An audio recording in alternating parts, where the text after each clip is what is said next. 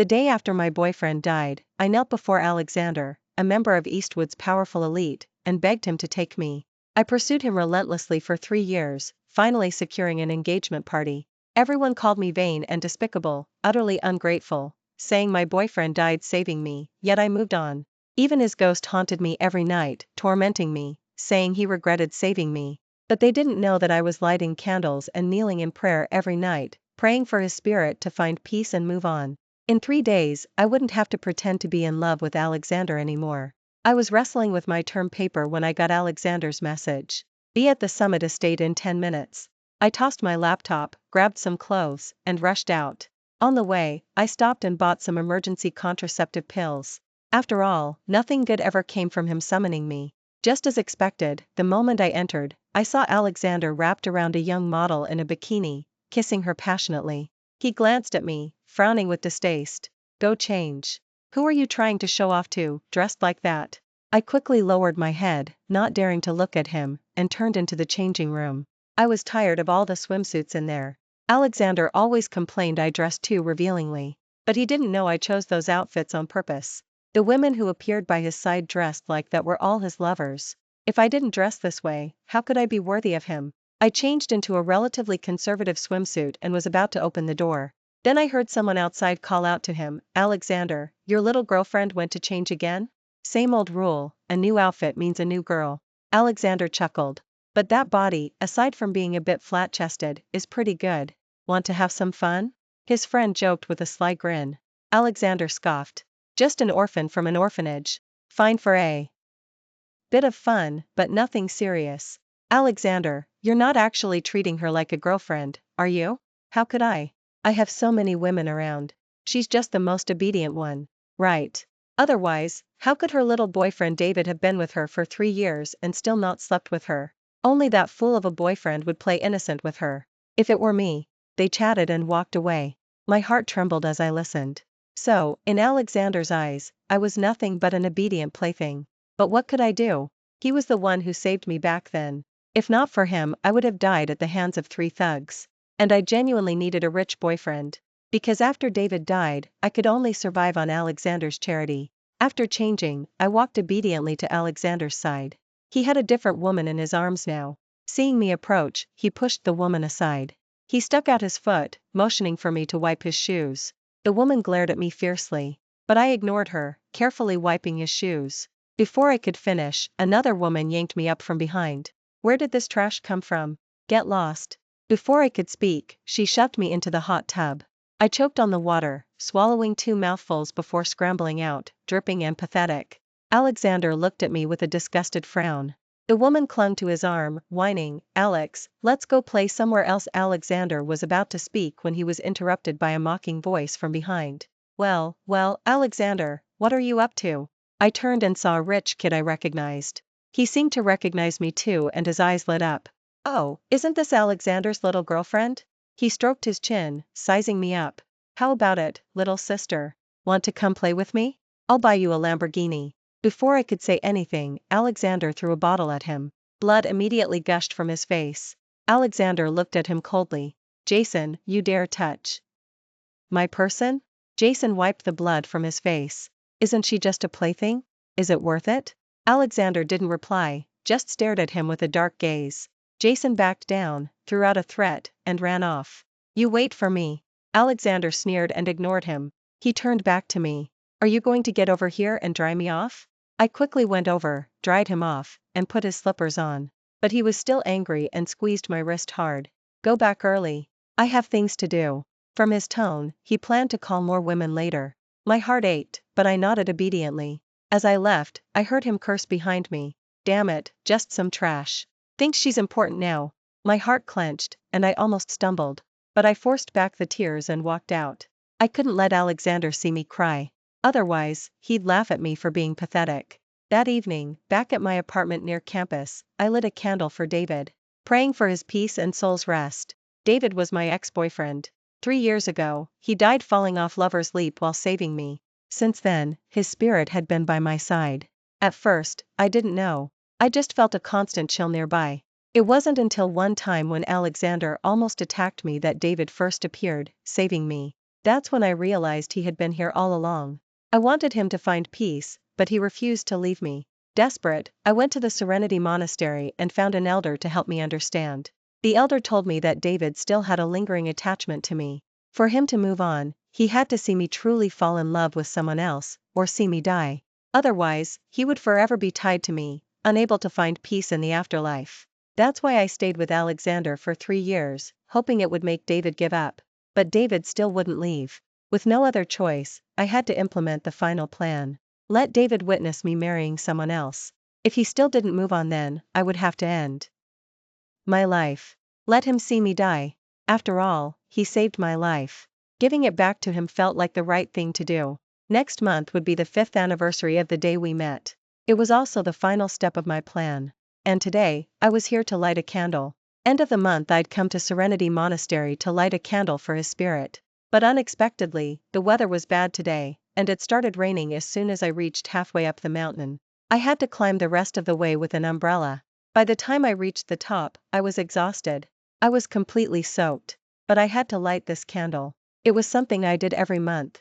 Luckily, the monks at the monastery knew me. Seeing me arrive, they quickly brought me dry clothes to change into.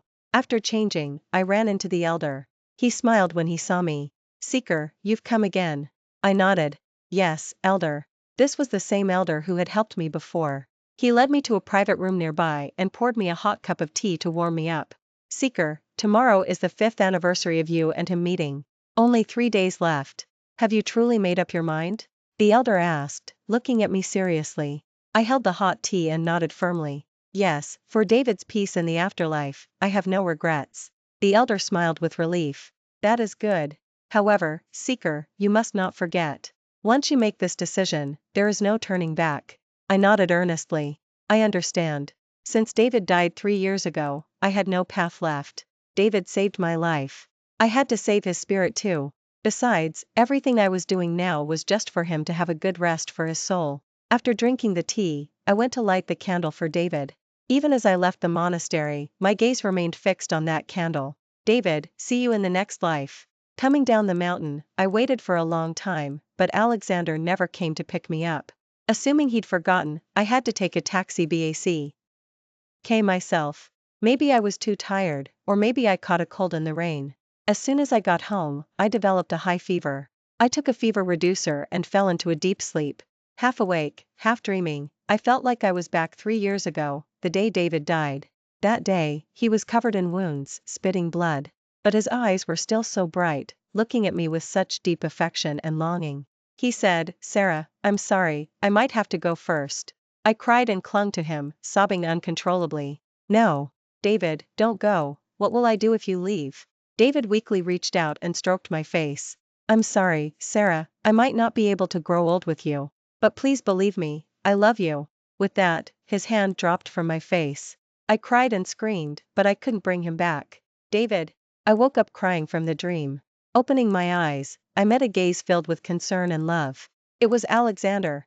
He held me gently, patting my back. There, it's all right."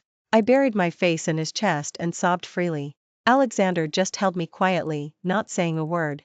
It had been a long time since I felt his embrace. He was so gentle today, it felt strange. After a long while, I slowly stopped crying. Alexander asked softly, "Why did you suddenly call me Dave?" It was the first time he'd heard me call him Dave. Before, I always called him Alexander or Alex. Only David, I would call him Dave. I didn't answer, just buried my head in his chest, not wanting to look up. Alexander didn't press further, just sighed. "Tomorrow is Saturday, you don't have class. How about I take you out for your favorite hot pot tonight? Or do you want to go somewhere fun? Where do you want to go? An amusement park? An aquarium? Or do you want to buy jewelry? Clothes? Bags? Or perhaps you want a new car? I'll give you anything." Alexander was almost always eager to please. Before, whenever I cried, he'd find ways to comfort and spoil me. Boo. Now, my mind wasn't on him. I shook my head. "No need. There's only one thing I want, something you promised me." Alexander frowned. "What is it?" I said seriously, "Our engagement." Alexander's face instantly darkened. He stared at me grimly. "Our engagement? Sarah, do you love me or the status of Mrs. Alexander?" I countered, "Is there a difference?" Alexander froze for a moment, then suddenly became furious. He pushed me away roughly. No difference? You only love the status of Mrs. Alexander. You think I don't know what you're thinking? You just want to use me to climb the social ladder, don't you? I'm telling you, it's impossible. Alexander's face changed, and his expression turned cold. You want to get engaged to me? Fine. As long as you can do what I just told you at Lover's Leap, I'll get engaged to you. Lover's Leap? My face instantly turned pale. Lover's Leap was the place I feared the most, because that was where David fell. And at that moment, David's spirit finally appeared.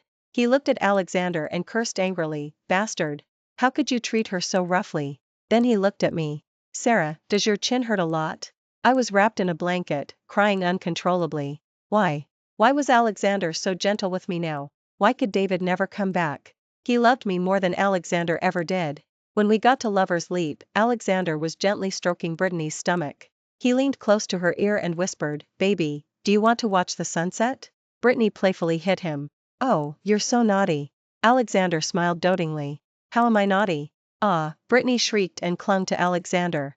He held her and spun her around, then kissed her face soundly. Then, as if just remembering I was there, he looked up at me. "You're here." Alexander nodded curtly at me. Then he looked down at Brittany in his arms, his voice gentle. "Baby, what gift do you want?" Brittany peered out from his embrace, giving me a provocative look. "Alex, aren't you going to get engaged to her? How about you cancel the engagement, and I'll let you watch the sunset with me?" Alexander looked at her dotingly. "Okay. But..." He looked at me. "It depends on whether she cooperates." Brittany also looked at me. "Sister, you know what to do, right? After all, I'm pregnant with Alex's baby. You wouldn't want my baby to not have a legitimate name, would you?" I clenched my fists, lowering my head and not speaking. Alexander frowned impatiently. "Didn't you hear? Kneel and beg me. Maybe if I'm in a good mood, I'll cancel the engagement." "Kneel?" I instinctively looked at Alexander. He raised an eyebrow at me. "You don't want to? Then forget it." With that, he started to embrace Brittany again. I quickly rushed over and dropped to my knees in front of him. Alexander smiled, satisfied. "Why didn't you do this earlier?" But he clearly wasn't done with me. "Since you're already kneeling, go kneel on the gravel path by the road." The gravel path was hard, covered in sharp stones. Alexander usually wouldn't even let me stand for too long, let alone kneel on something like that. But now, I knelt on it without hesitation. Alexander watched and smiled, pleased. But he still wasn't going to let me off easy. "I heard you're afraid of heights." I suddenly looked up, staring at him in horror. Alexander curved his lips. "What, you think I'd actually make you jump off the cliff? Just jump off the bungee jumping platform without the safety cord. If you dare to jump, I'll cancel the engagement." I looked at the bungee jumping platform in the distance, my face pale with fear. I used to love bungee jumping. But ever since David died here 3 years ago, I hadn't dared to do it again. Because every time I stood on the platform, I would remember the way David fell that day. And now, I had to jump from the bungee platform, which he feared the most, GHT in front of him. And Alexander wanted me to jump without the safety cord.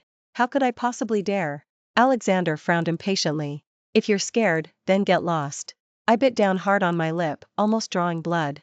Alexander didn't even look at me, just held Brittany and walked away. Brittany smugly raised her eyebrows at me.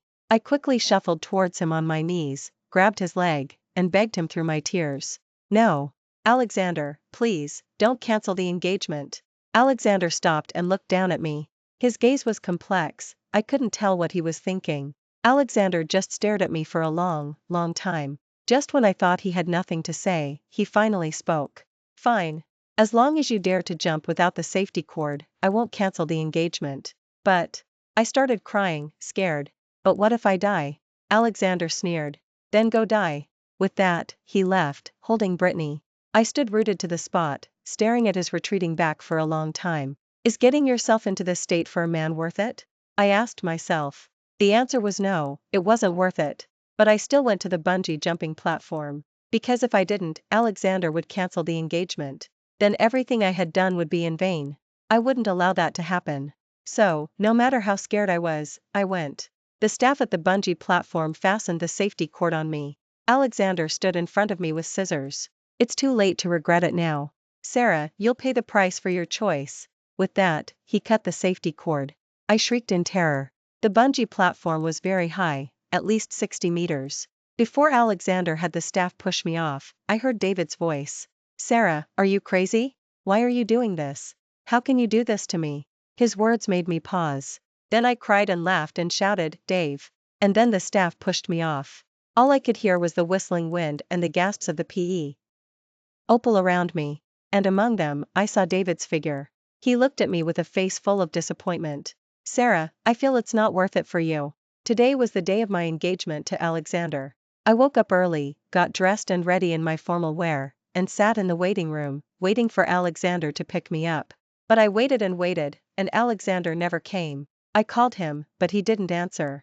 With no other option, I called Alexander's mother. Alexander's mother felt sorry for me and told me to reschedule. But I knew, Dave can't wait. Because today was the 5th anniversary of me and him meeting. I looked at myself in the mirror, tears streaming down my face. Through the mirror, I saw Dave standing behind me. His figure was faint, his expression sad. I knew he couldn't bear to leave me. But there was nothing I could do.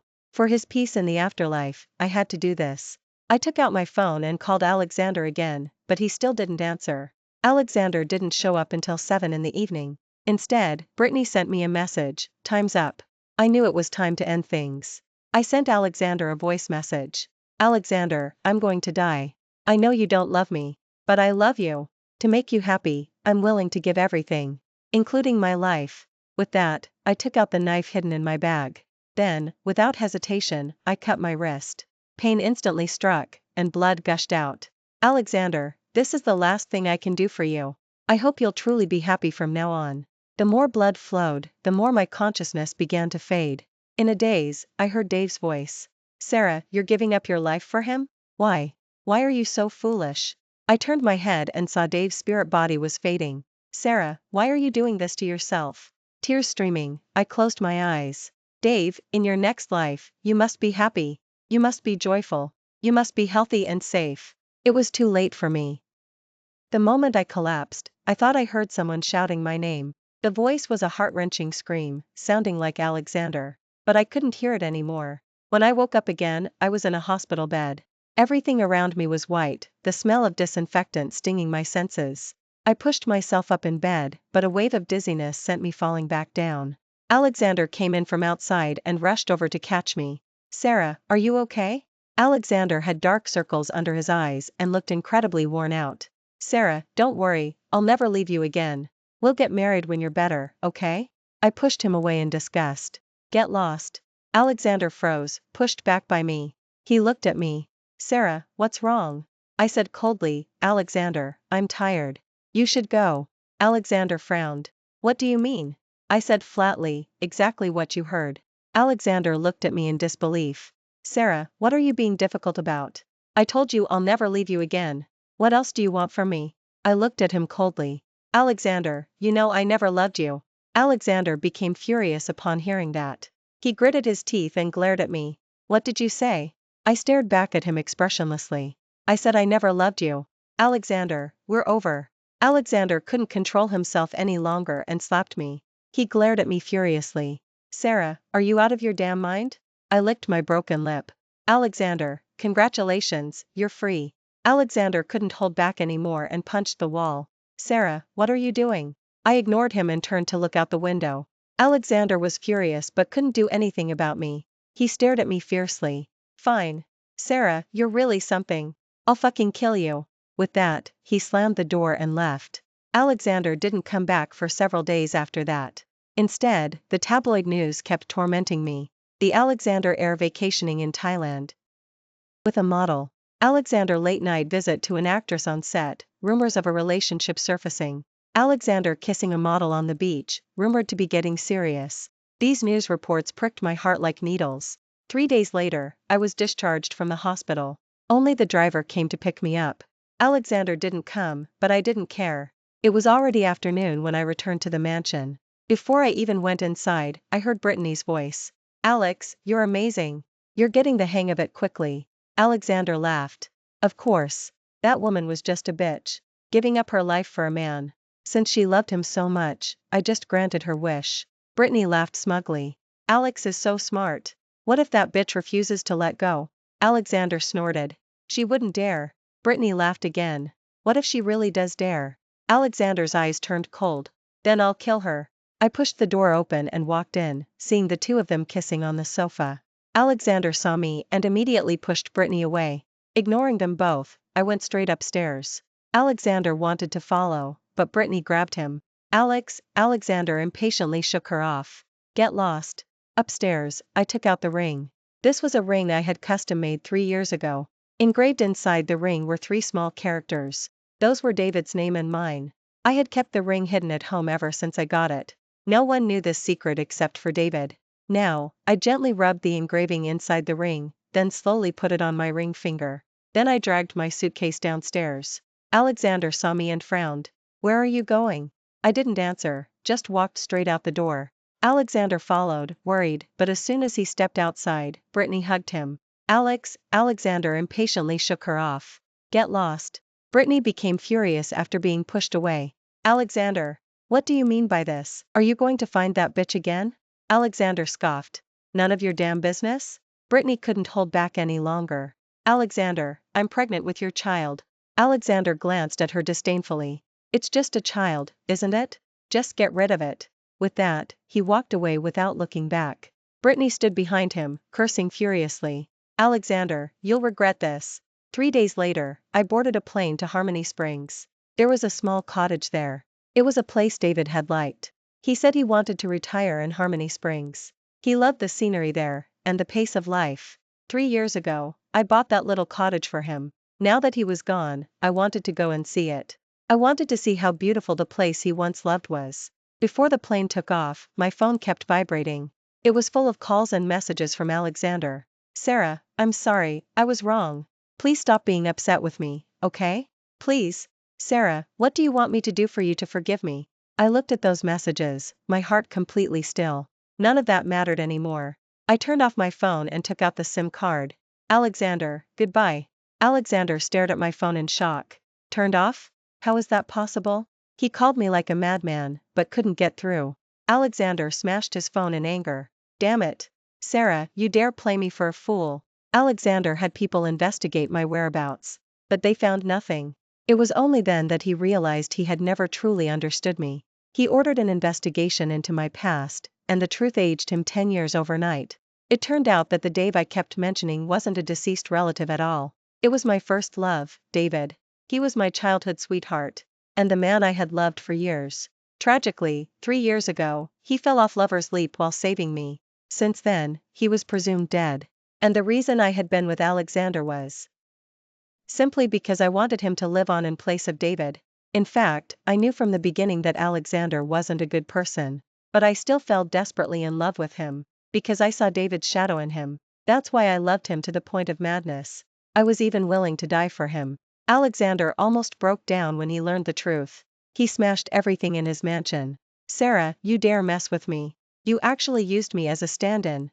Alexander couldn't handle the shock and immediately went to Harmony Springs. He was going to find me and get revenge on me fiercely. But when I actually stood before him, he couldn't do anything. Because he couldn't bear to. The roses in Whispering Winds cottage were blooming brightly. I was carefully watering the flowers by the flower bed when someone suddenly pounded violently on the courtyard gate. Bang bang bang, the sudden loud noise made my heart skip a beat. I hurried to open the door, only to see Alexander standing there with a grim face. Veins were bulging on his forehead, and even more so on his hands. It was clear he meant trouble. Alexander, how did you find this place? Alexander sneered, strode into the courtyard, and then grabbed me by the throat. Sarah, you dare mess with me. He was choking me, and I couldn't breathe. I tried to pry his hands off, but couldn't. Alexander stared at me, his eyes bloodshot with rage. You treat me like an idiot? I'll fucking kill you. Alexander's grip was too strong. I was unable to resist. I could only desperately try to pry his hands off. Alexander leaned close to my ear, gritting his teeth and demanding, Sarah, why did you call him Dave? Why aren't any of the candles you light for me? Why? I froze. You know everything? Alexander stared at me with red-rimmed eyes. Yes, I know everything. Sarah, you dare mess with me. I was choking, struggling for breath, but I still stared back stubbornly. Yes. Alexander froze upon hearing that. He looked at me in disbelief. What did you say? I stared back stubbornly. Yes. Alexander, I never loved you. Alexander immediately let go of me upon hearing that. I fell to the ground, coughing uncontrollably. Alexander knelt in front of me, his eyes red, stroking my red and swollen neck. Sarah, say it again. Do you really have no feelings for me at all? I swatted his hand away. Alexander, every moment I was with you made me sick. Alexander became furious upon hearing that. He clenched his fist, wanting to hit me, but couldn't bring himself to. Finally, he punched the wall. Blood flowed from the wound, but it was as if he didn't feel it. After a long silence, Alexander, fighting back tears, asked me, if I pretend I don't know about these things, can we start over? I looked into his eyes. No. Alexander looked at me, his eyes red-rimmed. Why? I said flatly, because the love you gave was too cheap and meaningless. You should give it to someone else. Alexander staggered upon hearing that, and his voice grew weaker. Sarah, my love was only ever for you. I looked at him calmly. What you gave wasn't love. You just can't accept that your plaything is no longer completely obedient. Alexander couldn't hold back anymore, and tears started falling. I stood up and went back inside. Alexander stood alone in the courtyard for a long, long time. He didn't leave until dawn. Alexander didn't appear again for the next few days. However, someone else came knocking first. Sarah, I need to talk to you. Brittany stood outside the gate, her eyes full of malice. I didn't want to deal with her and turned to go back inside. But she rushed in recklessly and grabbed my hair. Sarah, you bitch. Why did you go after Alexander? Why? She dragged me into the courtyard, my scalp burning. Sarah, you bitch. Alexander is so amazing, you don't deserve his love. He shouldn't love you. And he shouldn't be crippled because of you. I struggled to break free from her grip. What did you say? Brittany glared at me furiously. Because of you, you bitch, Alexander is in the hospital. Did you know? I looked at her coldly. It has nothing to do with me. Enraged, Brittany immediately pulled out a card from her bag.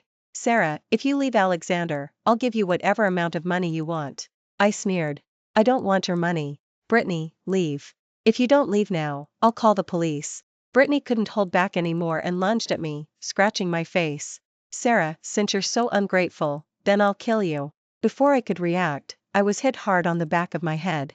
The intense pain made me lose consciousness instantly. When I woke up again, I found myself chained to a stone pillar. The air was thick with the smell of gasoline.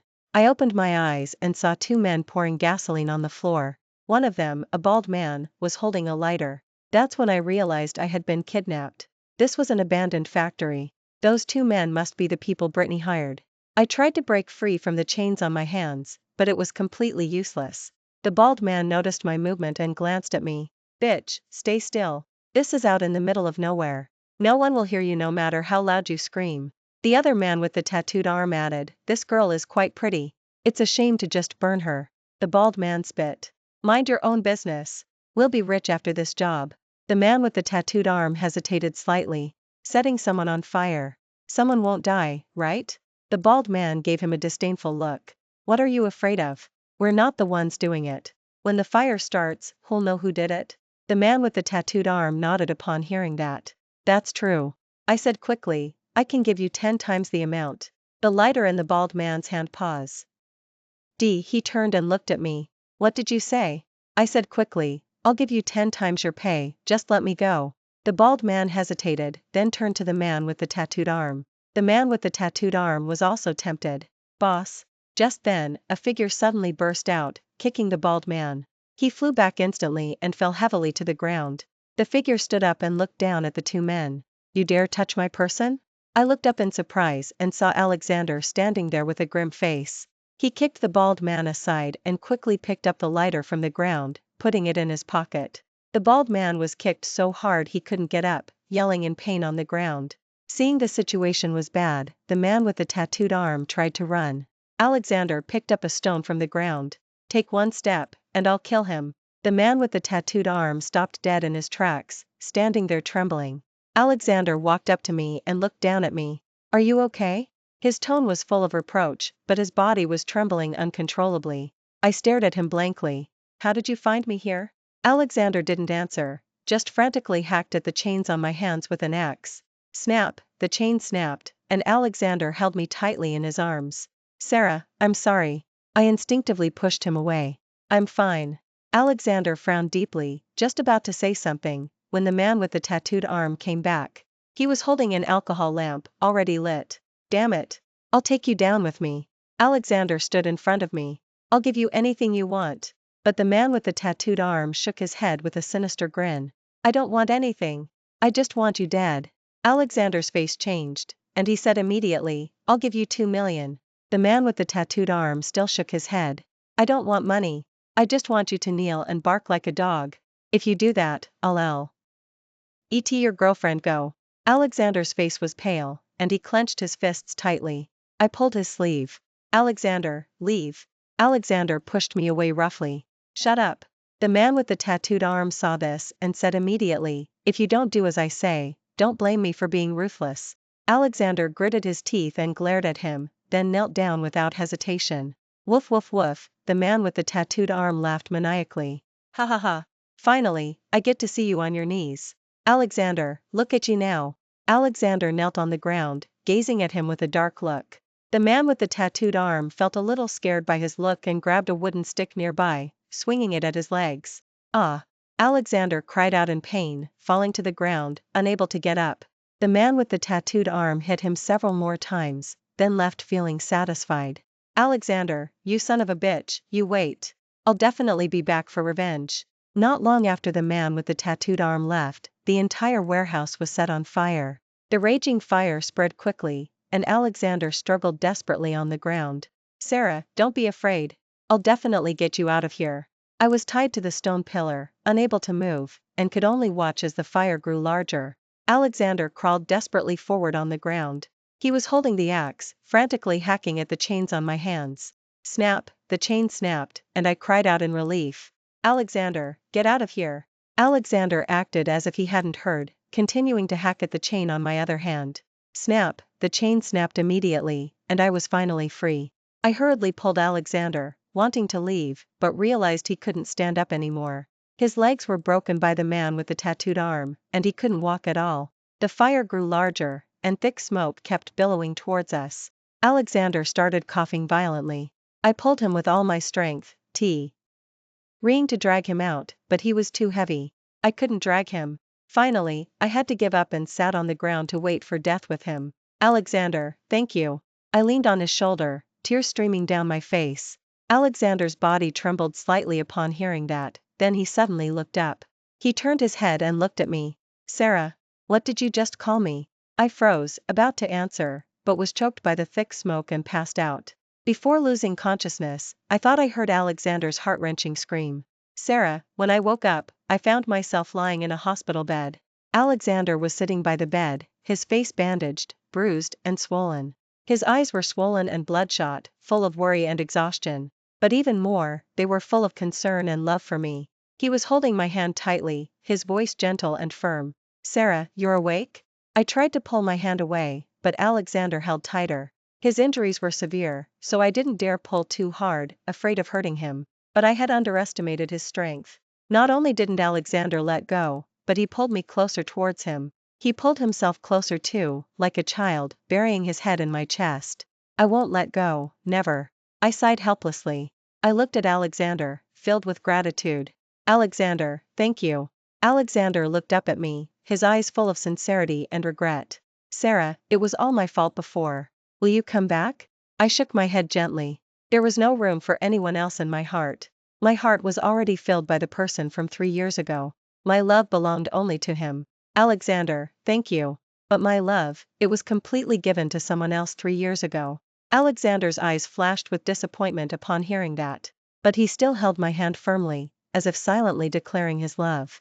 I closed my eyes, my heart full of memories of the past and hope for the future. I knew, no matter what the future holds, I had to live well. For myself, and for the person I once deeply loved.